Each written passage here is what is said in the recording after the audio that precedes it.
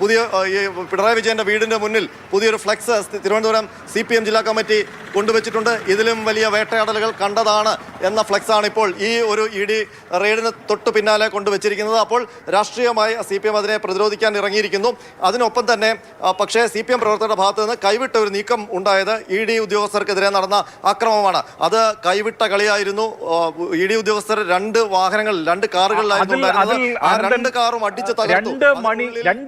2 തവണ പ്രവർത്തകർ ചാർജ്ഡ് ആവുകയും പോലീസിന്റെ ഹെൽമറ്റ് ഊരി ED പരിശോധന നടക്കുന്ന സമയത്ത് CRPF ഉദ്യോഗസ്ഥർക്ക് നേരെ എറിയുകയും ചെയ്തതാണ്. ചെരുപ്പും കൊപ്പി എറിഞ്ഞതാണ്.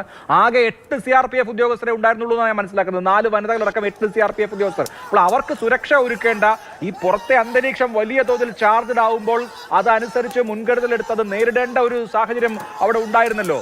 പോലീസ് ഇക്കാര്യത്തിൽ വലിയ ലാഘവത്വം പുലർത്തി അല്ലെങ്കിൽ വലിയ വീഴ്ച കാണിച്ചു എന്ന് തന്നെ പറയേണ്ടി വരില്ലേ?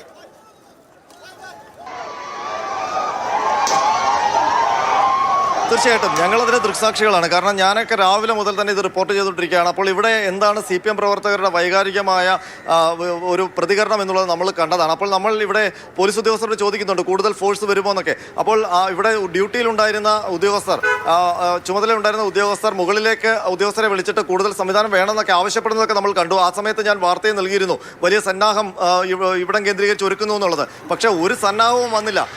ഞാൻ ആ വാർത്ത കൊടുത്തതിന് ശേഷം കണ്ടത് 2 ജീപ്പുകൾ 4 പോലീസുകാരെ ലാത്തിയും ഷീൽഡും ഒക്കെ ആയിട്ട് ഇവിടെ കൊണ്ടിറക്കുന്നതാണ്. കുറച്ചധികം വനിതാ പോലീസുമാരെയും കൊണ്ടിട്ടു. അവിടെ CRPFന്റെ ഭാഗത്ത് നിന്നും അവർക്കും പുരുഷന്മാരെ കൂടുതൽ വനിതകളായിരുന്നു. അവരുടെ പക്കൽ തോക്കുണ്ട്. ഒരു പക്ഷേ അവർ ഒരു ജീവാപായം നേരിടുന്ന ഘട്ടത്തിലേക്ക് പോയാൽ അവർക്ക് ഫയർ ചെയ്യാം. അങ്ങനെയൊക്കെയുള്ള നടപടികളിലേക്ക് പോകും.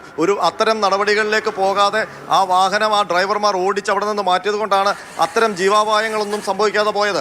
ഏതായാലും ഒരു തരത്തിലുള്ള സുരക്ഷാ നടപടികളും ED ഉദ്യോഗസ്ഥർക്ക് ലഭിച്ചില്ല എന്നുള്ളത് ആ വാഹനങ്ങൾ കാണുമ്പോൾ തന്നെ വ്യക്തമാണ്. ഒരു സമീപകാലത്ത് ഇന്ത്യയിൽ തന്നെ ഒരു കേന്ദ്ര ഏജൻസിയുടെ അല്ലെങ്കിൽ ഒരു അന്വേഷണ ഏജൻസിയുടെ വാഹനങ്ങൾ ഇങ്ങനെ തല്ലിപ്പൊളിക്കുന്ന രീതി ഉണ്ടായിട്ടുണ്ടോ?